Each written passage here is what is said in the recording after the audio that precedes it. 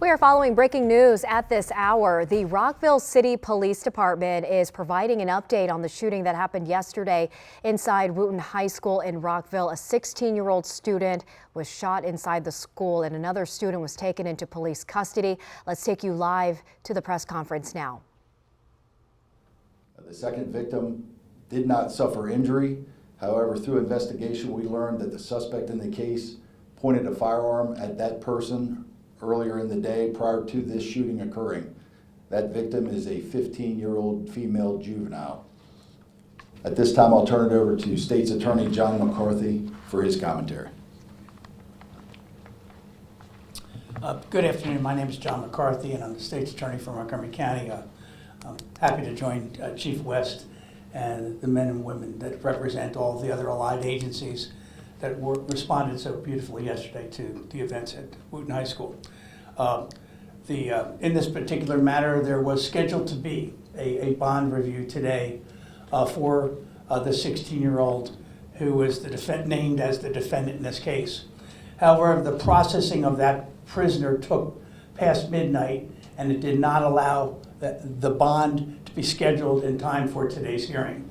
The bond review in this matter, and it will be for all the same charges that the chief just outlined: the second-degree murder, 2 first-degree assaults, and multiple handgun offenses, will take place tomorrow at 1 p.m. before Judge Glynn, who is a district court judge. Literally, the building in which this is held is probably about 100 yards away from where we are. That bond review will take place at 1 o'clock in the afternoon.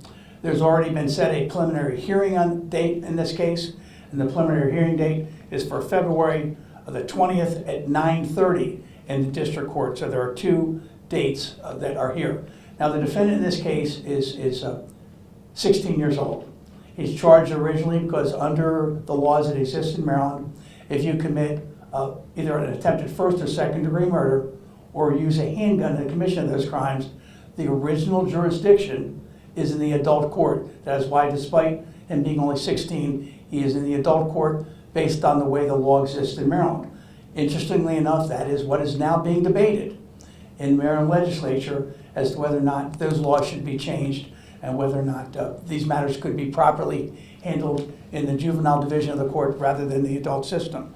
Again, it's just ironic that this would happen at a time when literally on Thursday of this week, this would be debated in the House of Delegates as to whether or not we're going to change how we would handle these matters, and whether or not that would be an appropriate place or where a child could receive appropriate treatment for whatever led them to become involved in crime. Having said that, I'm going to reserve the remainder of my comments to following the bond review. There will be some comment after Judge Glynn sets the bond in this matter. I will tell you, as of right now, the defendant is being held without bond in a detention facility here in the county.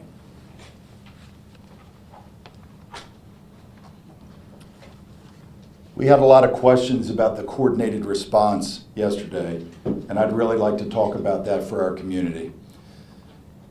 This was a coordinated response between 3 significant law enforcement agencies in this county: the Rockville Police, Montgomery County, and the Montgomery County Sheriff's Office. In my time as a law enforcement officer, I've never seen such a fluid and smooth operation.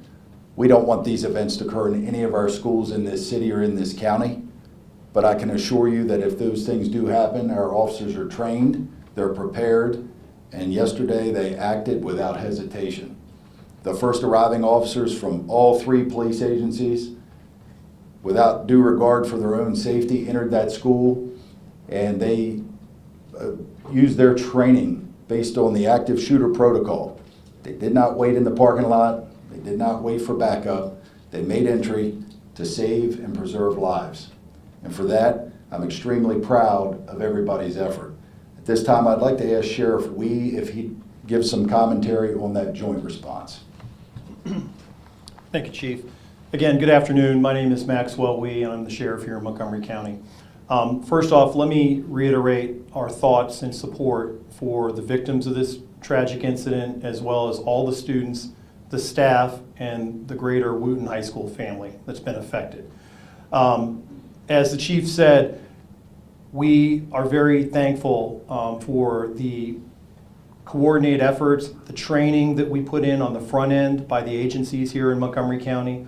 I'm so incredibly thankful by our Montgomery County police partners, our municipalities throughout the county, certainly to include Rockville City, as well as the amazing work done daily by our sheriff's deputies. In this specific incident, it's my understanding we had over 15 sheriff's deputies that responded, and that commonality training that we work together before these types of critical incidents, again, as the chief mentioned, we're able to respond as one unified force. And again, I'm very appreciative of all the work that's done by our law enforcement agencies. Thank you, Chief. Just as a follow-up, the victim in this case remains in stable condition at an area hospital. At this time, we'll take a few questions. Could you tell us a little bit more about the relationship between the suspect and the victim, or anything you've gleaned from the investigation so far? So I can tell you the victim in this case and the suspect are acquaintances. We are still investigating whatever that relationship may be and whatever the motive was for this crime. Can you speak to the 15-year-old as well? Does that mean charges could be upgraded if he pointed a gun at somebody else? And maybe you said this, but the 15-year-old was also a Wootton High School student? Also a Wootton High School student. We had probable cause to file the charges for first and second degree assault. Whether or not charges get upgraded or downgraded would be left to the good judgment of our state's attorney. So is that second first-degree assault charge related to the 15-year-old or both related to the initial victim? And second, was law enforcement aware that he was flashing this gun on social media inside the school before the shooting? So the second count of first-degree assault, second count of second-degree assault are related to the second 15-year-old victim. As far as what was occurring in that school prior to this shooting, that all remains under investigation by our detectives at this time. Yes, ma'am. Did the gun pointing incident, was that before or after the actual shooting? We've learned that that was before the actual shooting. And was that in a classroom? Can you share where that happened in the school? At this point, that remains under investigation. I'll take one more question. Was he wearing an ankle monitor at the time? Mr. McCarthy? I have no comment. Was it a ghost gun? It was a polymer 89mm handgun, commonly referred to as a ghost gun. That's correct. How concerning is that? It's very concerning for various reasons. One, we know that those types of firearms are very difficult to trace if we can do that at all. Part of our investigation will include where did that firearm come from, how did that student come into possession of that firearm, and how did it get into the school. Where was the student and the gun found? It sounded like you said the student, or the suspect, the shooter, was found outside the school, and I was wondering, was the gun also found outside? Yeah, the student was located in close proximity to the school. We used a surveillance team from the Montgomery County Department of Police. We were very confident shortly after this incident as to who this suspect was and where he was at the time. That's what led to the very quick apprehension of him. The firearm was not located in the school. It was located late last night away from the school as part of the ongoing investigation. Any sense of motive in this case, and would metal detectors have prevented this in the first place? The motive in this case is still under investigation, and I believe the superintendent of schools addressed metal detectors and AI technology last night. Does law enforcement want to weigh in on metal detectors? Thank you very much.